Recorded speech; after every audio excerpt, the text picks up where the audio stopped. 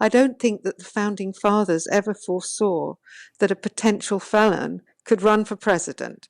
But, as we know, Trump has a very thick hide, a lot of nerve, and he's going to do everything he can to win the nomination, not least because while he's president, he cannot be in jail. So Donald Trump has become the first US president to face criminal charges in court.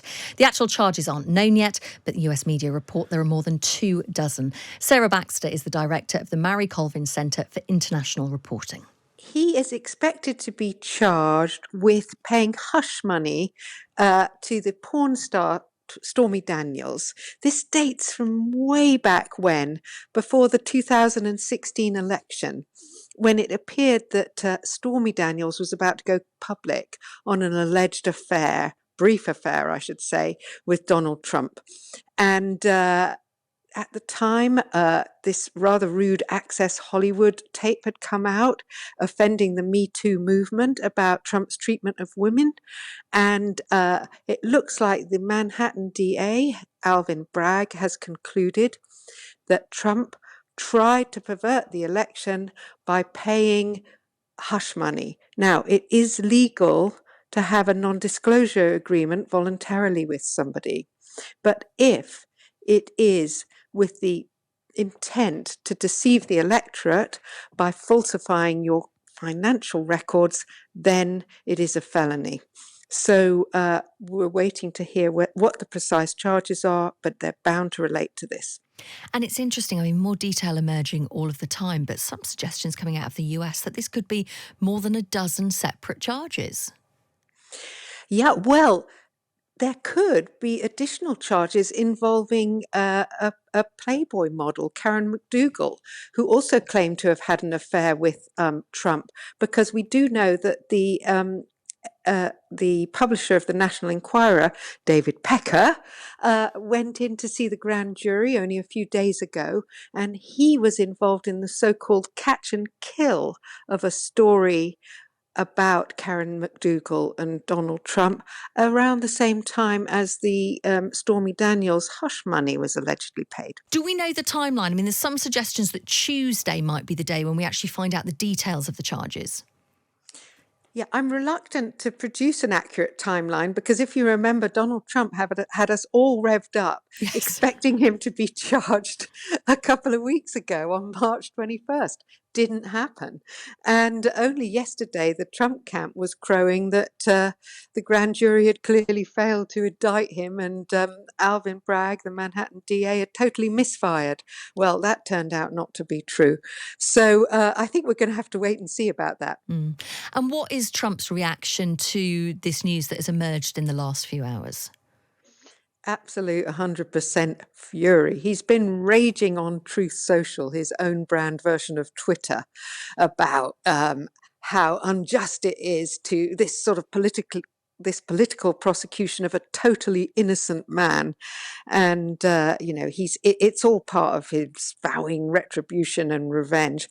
I've got a feeling he's going to be using his police mugshot as a campaign poster. Only the other day he was playing a recording of the national anthem, the Stars and Stripes, by January 6th prisoners. He really does want to make his persecution a big campaign theme. And people say it's working.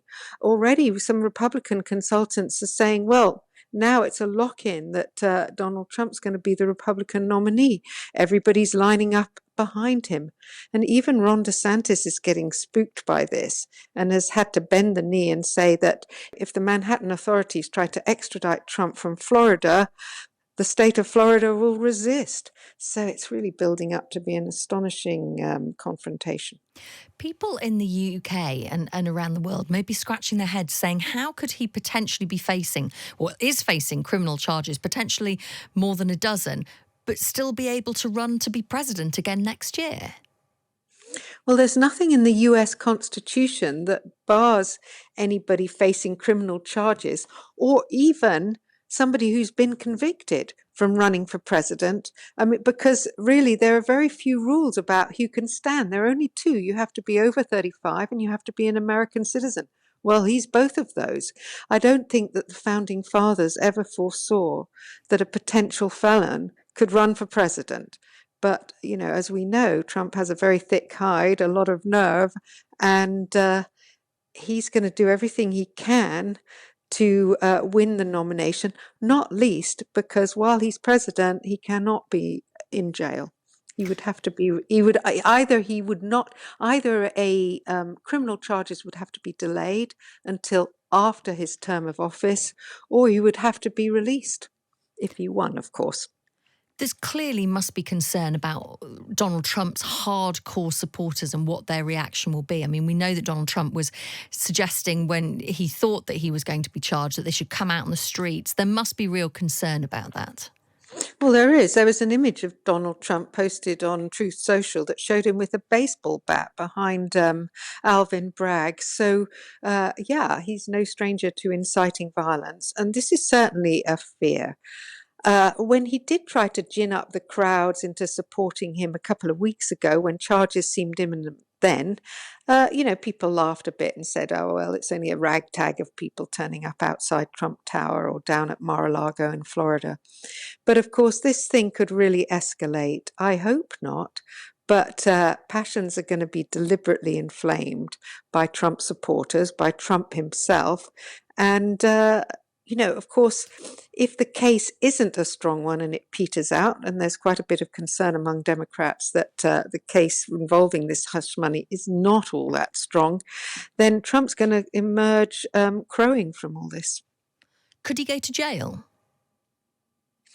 Well, he could go to jail. I think the charges are unlikely to really result in that. I think he's facing potentially more significant prosecution from special counsel Jack Smith. Let's not forget that there are a number of legal challenges mounting for Trump, not least the allegation that he stashed classified documents at Mar-a-Lago, and even more seriously, that he incited a coup, not just on January the 6th, but in the background to prevent Joe Biden from becoming president.